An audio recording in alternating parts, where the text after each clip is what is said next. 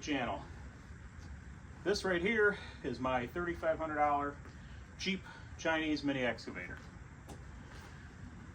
And tomorrow it goes out on its first rental. So what's my thought process here? I don't really need this full time, but it sure is fun to have. And I'm just curious how much I can really get out of the machine in 1 year by renting it out for half the rate of the local rental house on Facebook Marketplace. I purchased this machine back in December of 23. I didn't end up picking it up until probably the second or third week of January. Bought it from Ritchie Brothers. I think out the door I was somewhere around $3,800 for it.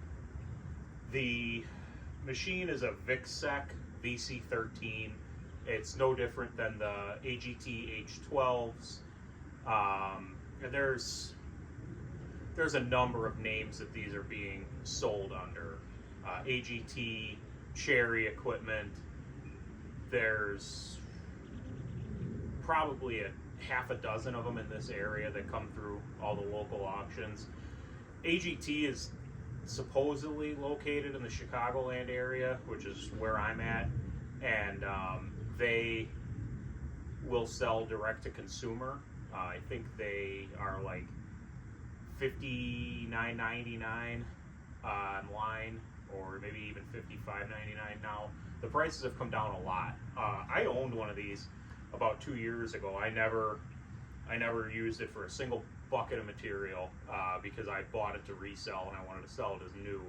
And back then I think I paid $6,000 for it at an auction and got about 85 or 9,000 for it. So the prices really have come down in the past year and a half or 2 years. Like I said, I bought this for my use around here. I've dug some trenches with it, used it for a lot of land clearing. I bought a rake attachment that goes on here that works really well. It has a manual thumb. I would like to eventually convert that to hydraulic. It actually does here have auxiliary hydraulics that run off of one of the levers. So they can do a lot. I will say that I've owned a few other machines that were about this size, a KO08 Kubota, an IHI, right around that like 1 ton, 1.2 ton size. And as far as digging power and especially swing power, I would put this pretty well on par with those machines. Don't talk about longevity, because I think you're going to be talking a completely different story at that point. But as far as, you know, the brass tacks of putting the thing out and actually digging a hole with it, it does a good job. A lot of things that people do with these, they don't have hydraulic filters. The fluids that come in them are questionable at best. People often report loose bolts, missing bolts. I went over this thing pretty well right after I bought it, and I didn't see anything of that sort. I changed the oil with about an hour on it, just mainly because I wanted to put something in there that I actually knew what the viscosity was and anything like that. But what came out of it wasn't milky or weird in any way. They're, like I was saying, they don't have hydraulic filters, they don't have cooling fans. Those are two things that people report they run into issues with, which I will see. I really haven't run this thing for any length of time above, call it 65 or 70 degrees outside. So I haven't had any issues with it yet, but it's something that I will keep in mind and definitely change if need be. I'm planning on using this machine around the farm a little bit, but its primary job is going to be rental. I started another LLC for the sole purpose of doing equipment rentals. I'm not going to rent out my case. I'm not going to rent out dump trucks or trailers or anything like that just yet. Some of those things I'll never rent out.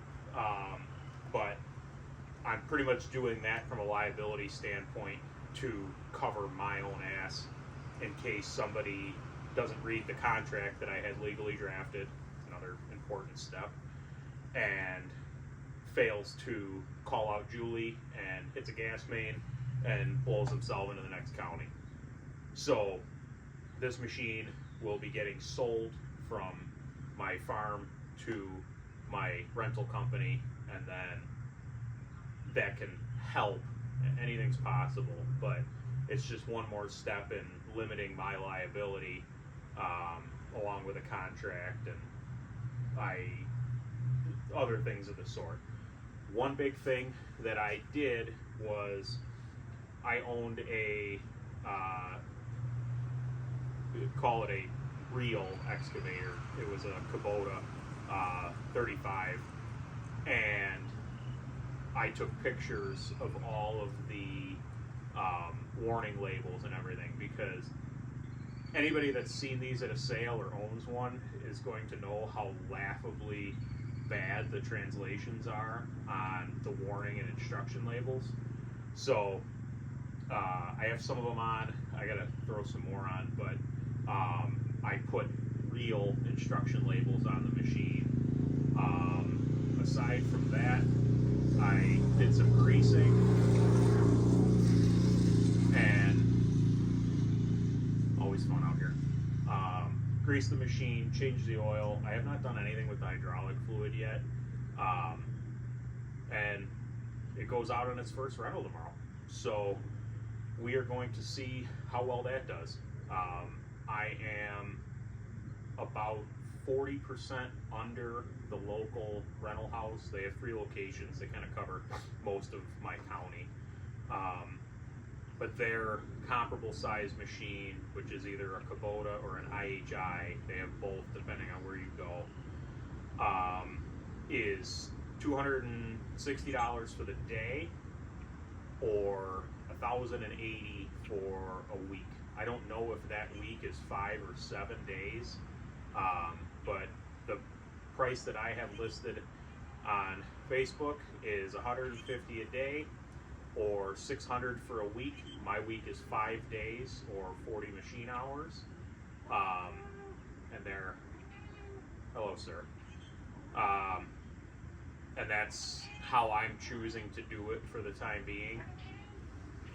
Come here. If nobody's met Bean yet, this is Bean. He's my yard alarm. He's a good cat. You keep getting picked up by animal control because everybody thinks that you're a house cat. You're a barn cat. Oh, yeah, buddy. Not many cats you can hold like this. Hi. You got some birds. I have to trim you. Go. He's probably hungry. Completely lost my train of thought. But, rental prices. So, I'm shooting for still making money with the machine, but falling under that rental house, because obviously you're having to go a little bit further out of your way to get this one, and it is not as nice of a machine. I think it's just as capable, but time will tell. As far as issues I've had with it, I've put about 25 hours on it. The only issue that I have had with this machine so far is the starter went out for the electric start.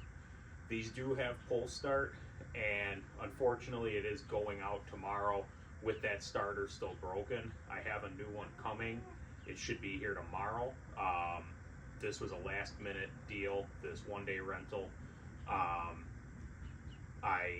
It was supposed to go out for it. Well, it's going out for a week. I have a deposit already placed at the end of next week. So I wasn't in a hurry until people just kind of come out of the woodwork. But that's good. That's what I'm hoping for. To kind of prove the concept and see where we're at, I talked about the LLC. I'm going to deposit $4,000 into that into a bank account that I created for that LLC. I'm then going to sell the machine to myself in the rental business for $3,500, leaving $500 in that account. That's going to just be a buffer for maintenance, anything like that. And I'm not going to touch the money that comes out of there for a year, and we're going to see how much this machine nets us. My plan as of this point is to essentially sell this one off and purchase a new one annually. And whether that ends up being how it goes or not, I'm not sure. It's just kind of the thought that I have as of now. It was slow for a while as far as bookings go. I have not done any advertising, just marketplace, no paid promotion, no sponsored posts, no Facebook page or website or anything of the sort. It is simply just one little ad or one little section on marketplace. If you search rental or excavator or anything, and you live near me or have your search set up, it'll come up. So that's all I've done so far, and I don't really intend on doing much more. Maybe once I get the swing of things, I will look into doing some sponsored posts. It seems like you can throw 10 or 15 bucks a week at it and actually get some, looks like decent exposure out of that. So it's definitely worth trying. As of now, I have this one-day rental tomorrow, which will be the 13th of April. It's going to be out from the 17th through the 21st. I have a day rental on the 27th, and I have 3 or 4 other people that have contacted me in the past 2 weeks or so that are trying to figure out their dates for week rentals as well. I was kind of surprised at the, sorry, my phone that I record all this on ran out of storage.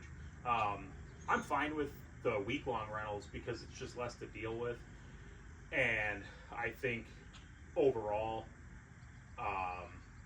they're not going to be, it's not going to be as beaten on because somebody's got a good amount of time to actually sit there and get their projects done. As far as other machines that I'm looking to rent, I'm open to suggestions. One thing a lot of people have asked me is if I have a dingo, which these same Chinese importers have plenty of those, be it wheel machines or track. I'd probably get a wheel machine because a lot of these track ones use the same style of tracks, and I really, if I was going to get one, would like to get something with like a more triangular design where your drive cogs are up and out of the dirt. And a tire machine, it's easy enough to go find a universal bar tire to throw on it. So definitely looking at those. I'm looking at hydraulic breakers, or not hydraulic breakers, just a manual gasoline driven breaker. I actually bought one that I have to go through. It came out of a rental fleet. It's a Wacker-Neuson, just 2-stroke gasoline powered concrete breaker. So that might be something I can offer with one of these machines because I don't really know the longevity of running something like this with a hydraulic breaker on it. So that's definitely a possibility. I might eventually get into trailers. I have so many trailers, and the local rental place by me doesn't have anything that you can do any real, not even heavy towing with, but wide.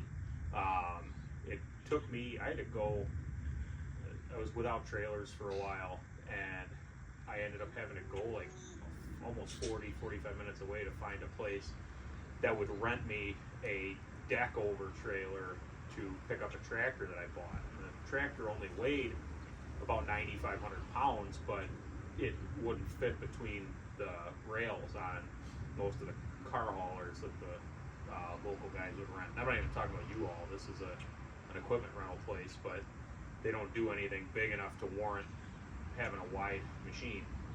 So that's where I'm at for now. I don't want to keep this too long. I will update everybody as the time goes, and we'll see how we do. But drop a comment, give me some ideas for more things I can rent. I'm going to fund this solely from this machine. I don't want to pour money into it unless I come across a steal of a deal in the next couple of weeks on a Chinese dingo, which could always happen, but I want to see what this one machine and a $4,000 investment will net me. So thank you all for watching. If you're liking the channel, please like, subscribe, share it with your friends. Trying to get a little better at like the talking thing without so many ums, and speed it up a little bit. But unfortunately, a lot of what I end up doing is just sitting and talking about things and kind of walking you around and showing you. Bought a new dump truck, so that will be a video upcoming here, and we'll just kind of go from there. But thank you all for watching. We'll see you next time.